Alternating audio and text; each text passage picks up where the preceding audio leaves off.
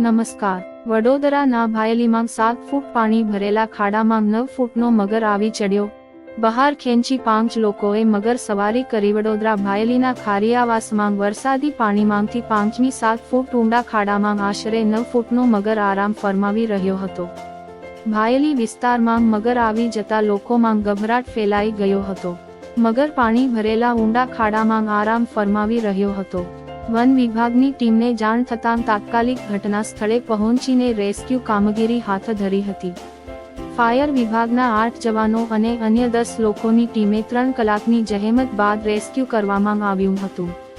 તેમજ મગરનું રેસ્ક્યુ કરવા માટે 5 લોકો મગર પર પણ બેસી ગયા હતા।